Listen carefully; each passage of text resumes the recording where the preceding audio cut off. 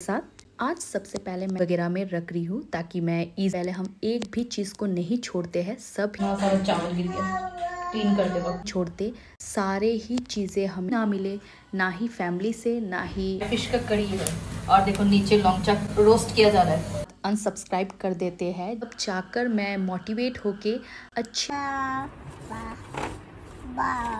क्यों फूलों के खिले खिले रंग उड़ गए।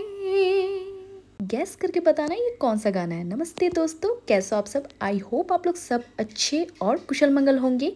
दिन की शुरुआत करते हैं एक नए ब्लॉग के साथ। आज सबसे पहले मैंने मॉर्निंग से ही शूट किया है। मैंने अपने लिए बनाया था ब्राउन ब्रेड से सैंडविच और मम्मा के लिए बनाया था पराठा और दोनों ने मिलके एक साथ चाय भी पिया। सुबह का जो ब्रेकफास्ट होता है हमारा ऐसा ही कुछ होता है। तो उसके बाद मैं लग गई काम में।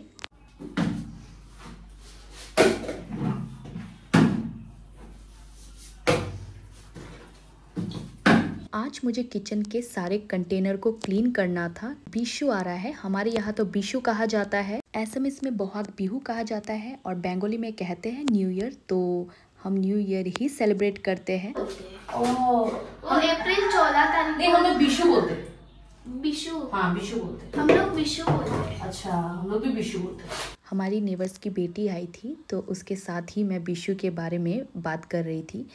हाँ, हम लोग तो बंगाली नहीं है ना, बंगाली होने से बंगाली न्यू ईयर होता है। अलग त्योहार। हाँ, सबका अलग अलग होता है ना, है कि नहीं।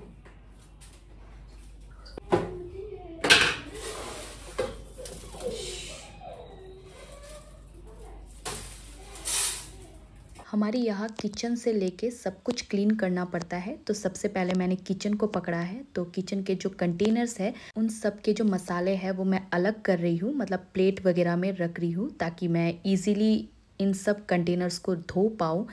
एक तो मैंने इतने सारे पॉली बैग्स रखे थे जो कि आज काम आ गए। मार्केट से हम पॉलिथीन में अगर सब्जी लाते हैं तो मैं उन पॉली बैग्स को संभाल कर रख देती हूँ क्योंकि बाद में इन सब की बहुत ज़्यादा ज़रूरत पड़ती है। कहते हैं कि प्लास्टिक के पॉली बैग्स यूज़ करना नहीं चाहिए, लेकिन आज तक लोग पॉली बैग्स का ही सहारा लेते हैं। मार्केट से सब्जी लेने जाओ या फिर ग्रोसरी के सामान लेने जाओ, दुकानदार आपको पॉली बैग्स में ही पैक करके देता है। चाहे आप अपने मुंह से जितने बार भी कह लो कि पॉली बैग्स यूज़ करना नहीं चाहिए, लेकिन वही पॉली बैग्स आप यूज़ कर रहे हो।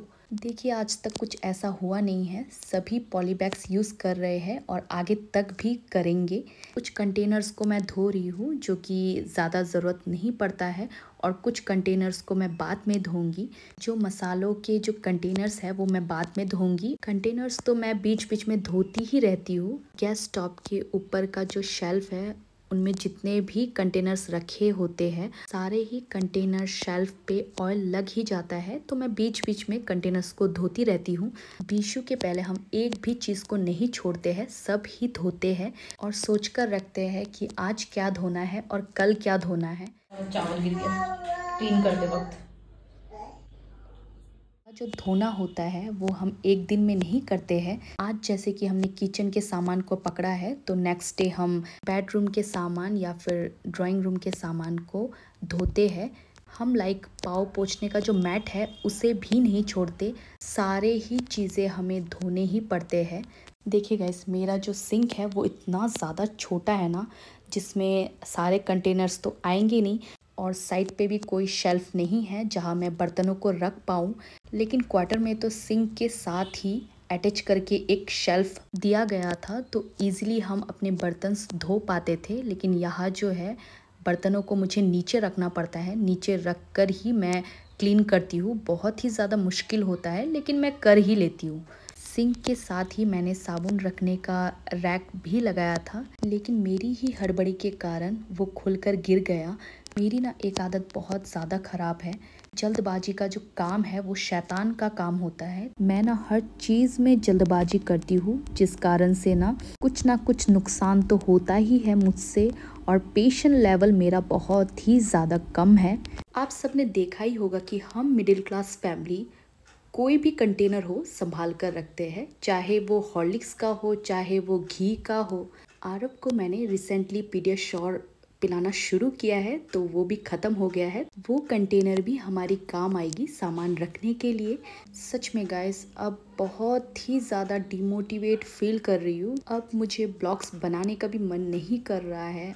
आई नो कि ब्लॉग्स बोरिंग होते जा रहे हैं क्योंकि मेरे पास अब कोई कंटेंट है ही नहीं।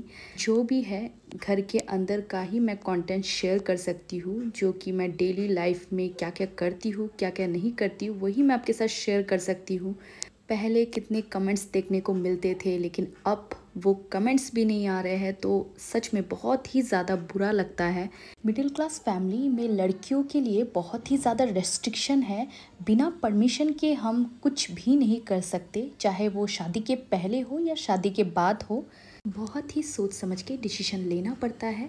देखो, आप दिन रात एक करके फोकस करके किसी चीज़ में कुछ कर रहे हो, भले ही वो आपका एम ना हो, फिर भी दिन रात एक करके एक ही चीज़ में फोकस करके आप करते जा रहे हो, लेकिन आपको उस चीज़ में अगर सपोर्ट ही ना मिले तो एकदम से डिमोटिवेट फील होने लगता है। हम मिडिल क्लास वाली लड़कियों को ना बहुत कुछ मैनेज करना पड़ता है।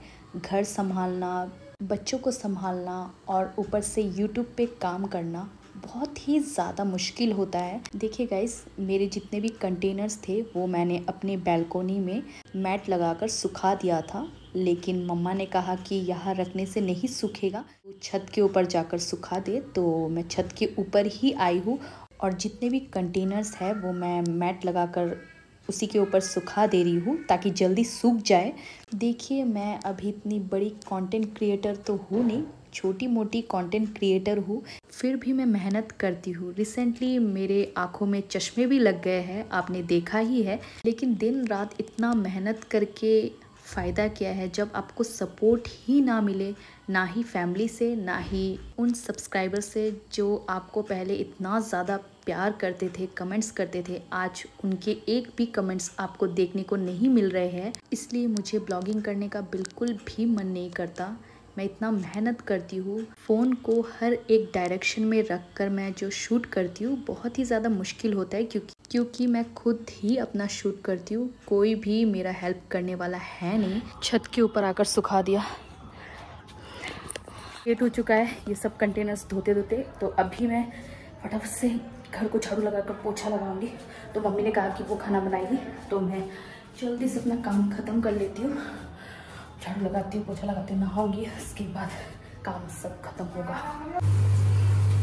मम्मी खाना बना रही है।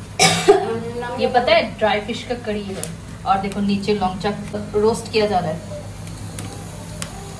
बहुत ज़्यादा टेस्टी होता है।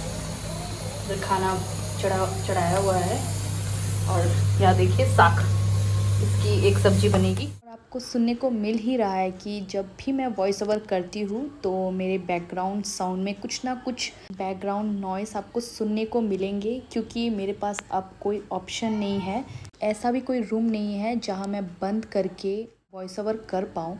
तो गाइस, नहा वहा के मैं छत पे आई हूँ कपड़े सुखाने। तो हमारे ऑनर के जो छत पे कपड़े जल्दी ही सूख जाते हैं, क्योंकि यहाँ काफ़ी धूप अच्छी आती है। चाहे आप 12 बजे कपड़े सुखाए या 2 बजे सुखाए, जल्दी ही सूख जाते हैं।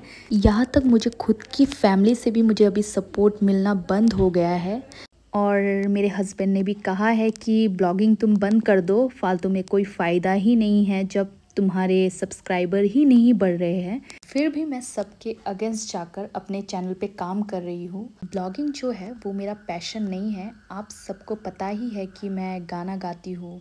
मेरा सिंगिंग का भी एक और चैनल है, लेकिन मैं उसमें इतना काम नहीं करती हूँ जितना मैं ब्लॉगिंग पे ज़्यादा फोकस करती हूँ। और कुछ लोग क्या है कि मेरे चैनल को सब्सक्राइब करते हैं, फिर कुछ दिन बाद अनसब्सक्राइब कर देते हैं। जैसे कि बार बार लोग ऐसा करते हैं, सब्सक्राइब करके अनसब्सक्राइब कर देते हैं, जैसे कि 10 सब्सक्राइबर कम हो गए हैं।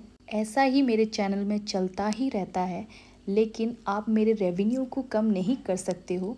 मेरा $100 कंप्लीट होते होते मेरा इनकम मुझे मिल जाएगा। लेकिन मेरी खुशी यही है कि आप सब मेरे साथ जुड़े, आप सब मुझे सपोर्ट करें और आप सबका प्यार जो है वो मेरे साथ रहे। बस मैं यही चाहती हूँ। इनकम तो मेरे चैनल में होगा ही होगा, लेकिन आप सब मुझे अगर सब्सक्राइब करेंगे तो मुझे पता चलेगा कि लोग मुझसे कितना प्यार कर रहे हैं, मेरे ब्लॉग्स को कितना पसंद कर रहे हैं। तब जाकर मैं मोटिवेट होके अच्छे कंटेंट आपके साथ शेयर करूँगी। देखिए गाइस, यहाँ धूप काफ़ी अच्छी है, तो मेरे जो कंटेनर्स है वो भी सूख चुके हैं और कपड़े भी सूख चुके हैं। ज़्यादा टाइम धूप में रखना सही नहीं है, नहीं तो कंटेनर्स जो है वो फेड हो जाएंगे। तो मैं सारे कंटेनर्स को इकट्ठा करके नीचे लेकर जाऊंगी अपने रूम पर, और कपड़े भी लेकर जाऊंगी क्योंकि कपड़े भी सूख चुके हैं, 2 घंटे में ही सूख गए।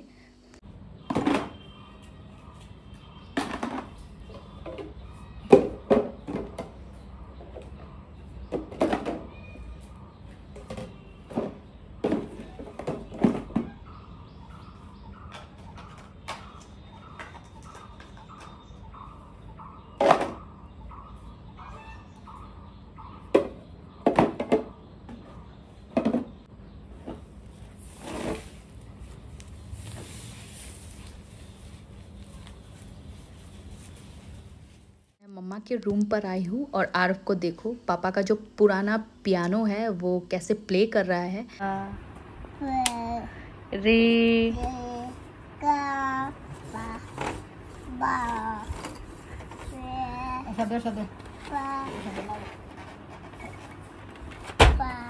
दे पा दे सा रे पा मा पा दा रे